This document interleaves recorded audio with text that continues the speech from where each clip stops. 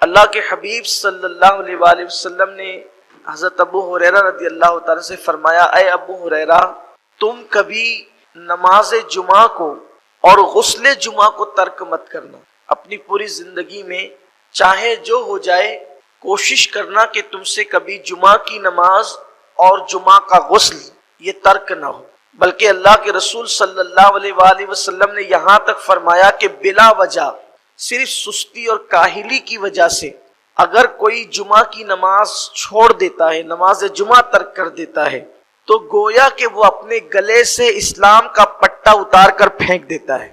اس لیے جمعہ کی نماز کبھی ترک نہیں کرنا۔ آج کل دیکھنے میں یہ آ رہا ہے کہ چھوٹی چھوٹی بیماریوں کی وجہ سے بھی لوگ نماز جمعہ چھوڑ دیتے ہیں۔ میں تو بیمار ہوں، بیمار کے لیے نماز نہیں ہے۔ اول تو نماز مرے دم تک ہے۔ اگر ہم کھڑے ہو کر نماز نہیں پڑھ سکتے تو بیٹھ کے پڑھیں، بیٹھ کے نہیں پڑھ سکتے تو لیٹ کر پڑھیں۔ لیٹ کر بھی اگر ہمیں پڑھنے میں کوئی دقت ہے تو یہ جو آنکھ کی پلکیں ہیں اس کے اشارے سے پڑھیں۔ اسی لیے آپ دیکھیں کہ انسان کے جب سارے اعضاء ناکام ہو جاتے ہیں تو آخری تک کی آنکھ کی پلکیں کام کرتی ہے تاکہ آپ اس کے اشارے سے نماز پڑھ سکیں۔ چھوٹی چھوٹی چیزوں میں لوگ نماز جمعہ کو چھوڑ رہے ہیں، اور یہ چیز بھی بڑی بھیانک ہے کہ جمعہ کی نماز کے لیے مسلمانوں پر یہ لازم اور واجب ہے کہ جب اذان جمعہ ہو، اذا نودی للصلاۃ من یوم الجمعہ فاسعوا الی ذکر اللہ وذروا البیع، کہ جب تم اذان جمعہ سنو، تمہارے کانوں میں جمعہ کی اذان پہنچے تو اپنے کاروبار کو بند کر دو اور اللہ کے ذکر کے لیے مسجدوں کی طرف دوڑ پڑو۔ جمعہ کے دن حکم ہے کہ آپ جس مسجد سے جمعہ کی نماز پڑھنا چاہتے ہیں، جس مسجد میں پڑھنا چاہتے ہیں، اگر اس مسجد کی اذان کا وقت ہو جائے تو آپ کو اس وقت کاروبار چھوڑ دینا لازمی ہے۔ یہ جو خطبے تک لوگ آتے رہتے ہیں نا، یہ بدترین بدعت ہے۔ دور رسالت میں ایسا نہیں تھا، اور قرآن کا حکم یہی ہے کہ جب اذان جمعہ سنو سب چھوڑ کر کے مسجد کی طرف دوڑ پڑو اللہ کے ذکر کے لیے۔ تو سیدنا ابو ہریرہ رضی اللہ تعالیٰ سے میرے آقا صلی اللہ علیہ وسلم نے فرمایا کہ غسل جمعہ کبھی ترک نہیں کرنا اور نماز جمعہ کبھی ترک نہیں کرنا۔ لقمان حکیم نے بھی اپنے بیٹے کو کہا تھا کہ بیٹا کبھی جمعہ کا غسل نہیں چھوڑنا۔ یہاں تک روایتوں میں آیا کہ جو مسلسل غسل جمعہ کرتا ہے اللہ اسے 70 بیماریوں سے اور بلاؤں سے محفوظ فرماتا ہے۔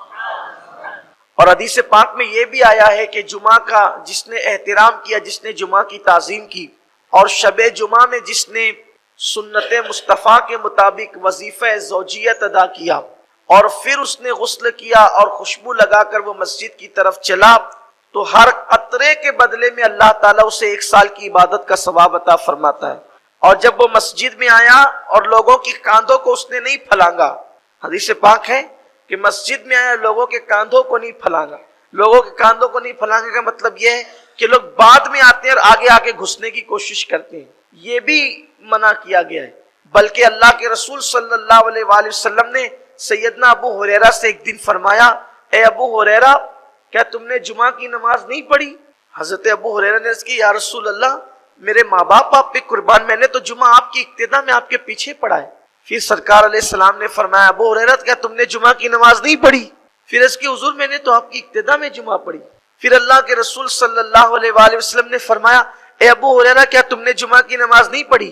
تو پھر ان کو احساس ہو گیا کہ یا رسول اللہ صلی اللہ علیہ وآلہ وسلم میں تو آپ کی اقتدا میں نے جمعہ پڑھی۔ تو سرکار نے فرمایا کہ تم بعد میں آئے تھے اور تم صفوں کو چیرتے ہوئے آگے آ رہے تھے، جو ایسا کرتا ہے گویا وہ جہنم کی آگ کو پھلانگتا ہے۔ صفوں کو چیر کر آنے والا گویا کہ جہنم کی آگ کو پھلانگتا ہے۔ تو جو جمعہ کی پھر اللہ تبارک و تعالی ارشاد فرماتا ہے کہ یاد کرو جب یوسف نے علیہ السلام ایک خواب دیکھا، خواب یہ دیکھا کہ سورج، چاند اور 11 تارے حضرت یوسف علیہ السلام کو سجدہ کرتے۔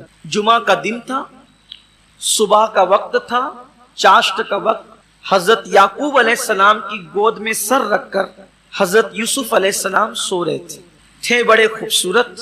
حضرت سیدنا وہاب ابن منبہ فرماتے ہیں کہ یوسف اتنے خوبصورت تھے کہ رات میں چاند کی طرح چمکتے تھے اور دن میں سورج کی طرح چمکتے تھے اور صبح کو ستارے کی طرح چمکتے۔ بعض مفسرین نے یہ بھی لکھا ہے کہ حسن یوسف کی شان یہ تھی کہ اگر حسن کے 10 حصے کیے جائیں تو 9 حصے پوری مخلوق میں تقسیم کر دو، حسن کے 10 حصے کیے جائیں تو 1 حصہ پوری مخلوق میں تقسیم کر دو، اور تنہا 9 حصے حضرت یوسف علیہ السلام کے پاس تھے. اتنے خوبصورت تھے. حسن یہ تھا حضرت یوسف علیہ السلام. اندھیرے میں ان کا چہرہ، یعنی یہ مبالغہ نہیں، یہ تو روایت ہے، حدیث ہے. مفسرین فرماتے ہیں کہ اندھیرے میں ان کا چہرہ چاند کی طرح چمکتا. کچھ لوگوں کو قدرت نے خوبصورت اس لیے بنایا ہے کہ ان کو دیکھ کر لوگوں کو قدرت کے حسن کا اندازہ ہو جائے، بنانے والے کے حسن کا اندازہ ہو جائے کہ جب مخلوق کو حسن دیا ہے اتنا ہے تو اس کے حسن کا حال کیا ہے. اسی لیے ہم اس امید پر جیتے ہیں کہ قیامت کے دن اللہ کا دیدار ہوگا. اور حضور علیہ السلام صحابہ سے فرماتے تھے کہ اس دن تمہاری شان کیا ہوگی جب تم اللہ کا دیدار کرو. اور پھر یہ بھی مبارکباد ہے آپ کے لیے، ہم سب کے لیے، کہ اللہ کا دیدار روزے داروں کو ہو. سرکار فرماتے ہیں کہ اللہ کا ارشاد ہے کہ روزہ میرے لیے ہے اور میں ہی اس کی جزا ہوں. یعنی جو روزہ رکھے گا اللہ کے لیے تو اللہ اس کی جزا کا مطلب یہ ہے کہ اللہ کا دیدار روزے داروں کو نصیب ہوگا. بہت خوبصورت تھے حضرت یوسف علیہ السلام. تو باپ کی گود میں حضرت یوسف علیہ السلام کے 12 بیٹے تھے. حضرت یعقوب علیہ السلام کے 12 بیٹے تھے. یوسف علیہ السلام کے 11 بھائی تھے اور ان کو ملا کر کے 12 بیٹے تھے حضرت یعقوب علیہ السلام. لیکن 12 میں سب سے زیادہ خوبصورت یہ تھے خوبصورت. اور چونکہ ان کی امی کا انتقال بھی ہو گیا تھا، بچپن میں یتیم ہو گئے. ہوا یہ ہے، تھوڑی سی تفصیل بھی اس کی عرض کروں آپ کے سامنے، کہ حضرت آدم علیہ السلام کے دور سے لے کر حضرت موسیٰ علیہ السلام کے دور تک 2 بہنوں کو ایک ساتھ ایک شوہر کے نکاح میں رکھنا جائز تھا. حضرت آدم علیہ السلام کے دور سے لے کر حضرت موسیٰ علیہ السلام کے دور تک. حضرت موسیٰ کے دور سے یہ بند ہو گیا اور ناجائز ہو گیا. اب 2 بہنوں کو ایک مرد کے نکاح میں جمع نہیں کیا جا سکتا. تو یعقوب علیہ السلام جو تھے تو ان کا دور چونکہ موسیٰ علیہ السلام سے بہت پہلے کا دور، بلکہ آبا و اجداد میں سے ہیں حضرت یعقوب علیہ السلام حضرت موسیٰ علیہ السلام کی. تو ان کے نکاح میں 2 بہنیں ایک ساتھ تھی. حضرت یعقوب علیہ السلام کے نکاح میں راحیل اور لیا. تو یہ دونوں بھائی جو تھے وہ جناب لیا کی اولاد میں سے تھے اور ان کی امی کا وصال ہو گیا. جب حضرت یوسف علیہ السلام صرف 2 سال کے تھے تو ان کی ماں کا وصال ہو گیا. خالہ کی پرورش میں آ گئے اور وہاں پر 10 بیٹے تھے اور یہ 2 بھائی تھے. اس طرح سے 12 تھے یہ لوگ.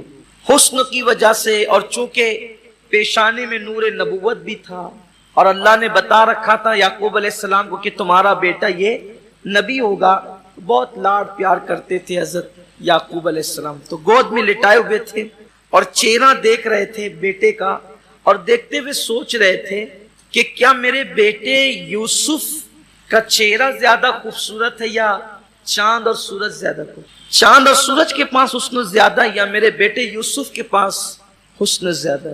یہ ادھر سوچ رہے ہیں اور ادھر وہ خواب دیکھ رہے ہیں. حضرت یوسف علیہ السلام آنکھ کھلی تو انہوں نے پہلا جملہ یہ کہا کہ ابا جان میرے سامنے چاند اور سورج کی کوئی حیثیت نہیں. حضرت یوسف علیہ السلام نے کہا. جب حضرت یوسف نے یہ کہا تو حضرت یعقوب علیہ السلام نے ایک چیخ ماری، زور سے چیخ ماری. تو حضرت یوسف علیہ السلام نے کہا ابا جان آپ نے چیخ کیوں ماری؟ یہ تو خوشی کا موقع ہے کہ میں نے 11 ستاروں کو اور چاند اور سورج کو اپنے آپ کو سجدہ کرتے دیکھا، اسی لیے میں نے کہا کہ چاند اور سورج کی میرے سامنے کوئی حیثیت نہیں ہے. حضرت یعقوب نے کہا میرے بیٹے جو بڑی بات کرتا ہے وہ پھنستا ہے. یہ جملہ بہت بڑا ہے میرے بیٹے کہ میرے سامنے چاند اور سورج کی کوئی حیثیت نہیں. جس کے منہ سے بڑا جملہ نکلا وہ بڑی مصیبت میں گرفتار. مرتبہ تو تیرا بڑا ہے اس میں کوئی شک نہیں، لیکن تجھے کہنا زیبا نہیں. کسی کا مرتبہ بڑا ہونا اور بات ہے لیکن بڑائی کا اظہار کرنے کی اجازت نہیں. آپ دیکھیں حضور علیہ الصلوۃ والتسلیم نے پوری زندگی مرتبہ کتنا بڑا تھا، حضور علیہ السلام کا مرتبہ کتنا بڑا تھا، لیکن اللہ کے رسول صلی اللہ علیہ وآلہ وسلم کو صحابہ کرام جب آتا دیکھ کر اٹھ کر کھڑے ہوتے تو سرکار فرماتے کہ میرے لیے کھڑے مت ہوا کرو، میں اللہ کا بندہ ہوں. بطور عاجزی کہتے تھے حضور مت کھڑے ہوا کرو میرے، لیکن صحابہ کرام منع کرنے کے باوجود کھڑے ہوئے۔ حضور علیہ الصلوۃ والتسلیم نے ایک مقام پہ فرمایا کہ جناب یونس علیہ السلام پہ مجھے فضیلت مت دیا کرو، میں اللہ کا بندہ ہوں۔ حالانکہ بے شک قرآن کا فیصلہ اور ہمارا ایمان ہے کہ حضرت یونس علیہ السلام پر حضور علیہ السلام کو فضیلت ہے، بلکہ یونس کیا تمام انبیاء پر حضور کو فضیلت حاصل ہے۔ لیکن عذرائے انکساری اور عاجزی حضور نے بہت باتیں فرمائی جس کا یہاں پر موقع نہیں ہے، ورنہ گفتگو طویل ہوگی۔ تو بڑا ہونا اور بات ہے، لیکن بڑائی کا اظہار نہیں کرنا چاہیے۔ اظہار بڑائی انسان کے لیے مصیبتوں کا سبب بن جائے، اللہ پسند نہیں کرتا، بلکہ اللہ فرماتا ہے کہ بڑی بات کرنا یہ صرف میری شان ہے، میں ہی کر سکتا ہوں، تکبر کرنا یہ میری شان ہے، میں ہی کر سکتا ہوں۔ بلکہ ایک خاص بات میں آپ سے عرض کروں کہ حضرت موسیٰ علیہ السلام کی ایک مرتبہ شیطان سے ملاقات ہو گئی۔